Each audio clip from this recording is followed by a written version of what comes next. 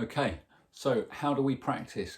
Well, the best way for the quickest progression in the shortest amount of time requires dedication. You have to actually sit down and go through this, and the best way really is for a 5-step method. So posture, firstly, you've got to make sure your posture's right, because you can sit here and be a lazy guitarist, leaning back, slouching. You're never going to learn to play it properly because you're not going to have the right posture. You're not going to be able to grip properly. You're not going to be able to see the notes properly. So posture. Then a little finger stretch, okay? So don't overdo it. You don't want to end up with injuries. So best way, just lay your guitar down, face down, put your fingers down, just give them a little stretch like this, okay? So pushing like that, like a spider, stretching his legs, okay? And then a warm up, okay? And I'll show you the warm up, how we're going to do that. And then pick a chord. So that's your full step, picking a chord, play the chord, whatever you want to do, strumming, use your pick or whatever. But then the key to this is playing each string, so you make sure that you can hear each one of those notes in that chord ring. Okay, so let's go through the 5 steps. Firstly, posture. Sit up straight.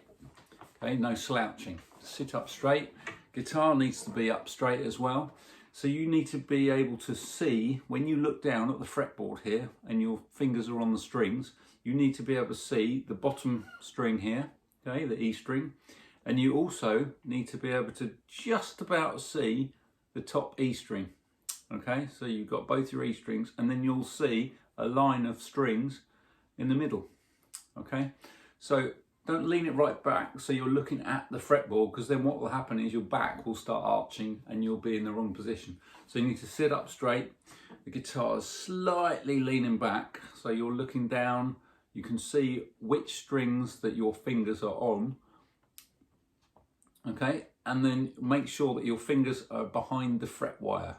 Always remember that, because otherwise if they're sitting on the fret wire, it's just going to be muted notes. Right, so step 2, finger stretch, okay, which I just showed you. So just get your fingers on there, just nice little finger stretch. Do that for a minute, that's all you need to do. And then we're going to just do a little chromatic warm up, okay? So we're going to go through every single note and every single string.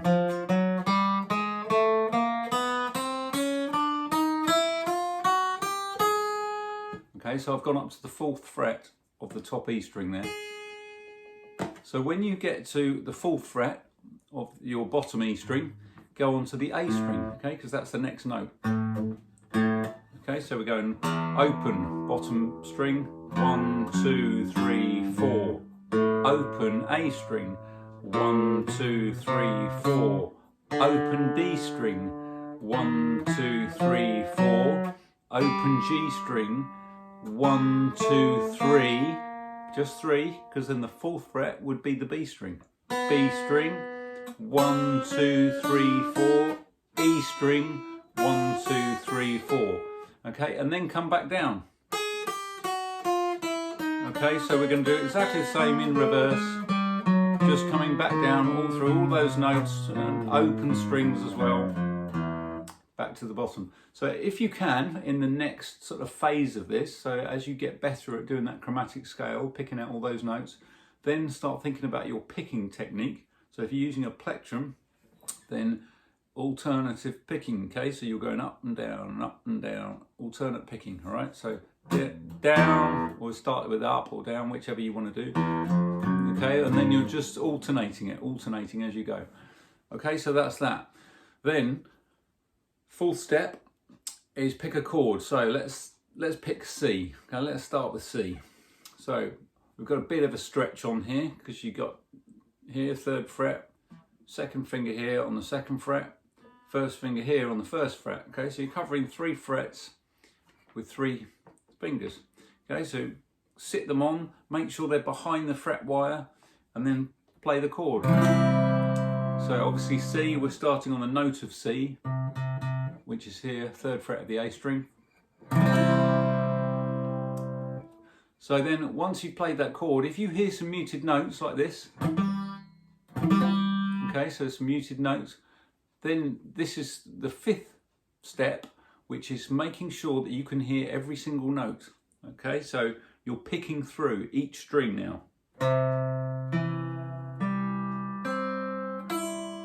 Okay, so if you've got any muted notes, if you've got a finger that's on the fret wire, or it's not pressing down properly, or it's touching the next string down, so it's muting that string, you'll hear it as you pick it out. So if I do that on a couple of notes here.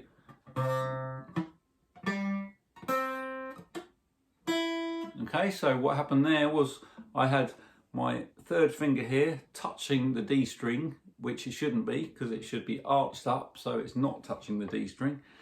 And then my second finger was flattened down a little bit and touching the G. Shouldn't be doing that either. So think about now how you hold your fingers. Do you arch your fingers up like this, or do you flatten them off? How do you hold your thumb behind the neck? So it's all of those things you've got to think about. Where is my thumb? What are my fingers doing? Am I still sitting in the right posture, or have I now slouched? We don't want to slouch. Sit up, look down. Okay, so I'm looking down, I've got my fingers behind the fret wire, starting on the note of C in this case. And they all ring nicely, okay? I'll pick another chord now, okay? But what I want you to do is just pick one chord and go with that one chord, okay? And when you've got each string ringing nice and clear, perhaps go on to another chord, but don't overdo it, okay? Just take your time with it and make sure that the end goal is that every single note is ringing clearly, okay?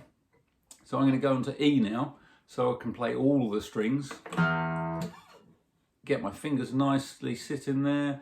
I'm looking down, I've got my posture still.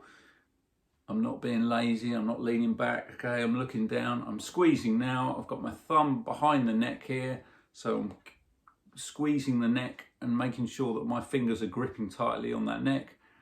And now I'm all ringing nicely, okay? That's what you've got to do.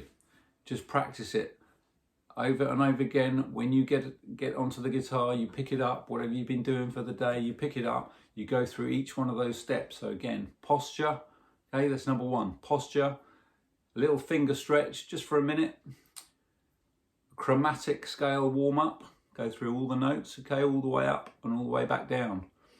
Then pick a chord, any chord, the one that you didn't do yesterday maybe. And then playing that chord, making sure you've still got all those things, you're looking for your fingers in the right place, and you play through each one of those strings and get them ringing, okay? So once you've done that for a few days or maybe a week or even a couple of weeks, you've got a few chords there and you're making them all ring nicely, then you can go on to strumming it and getting a bit of rhythm in and changing the chords, because now you know how to play the chords cleanly, you can change them, okay? I hope that's of help to you.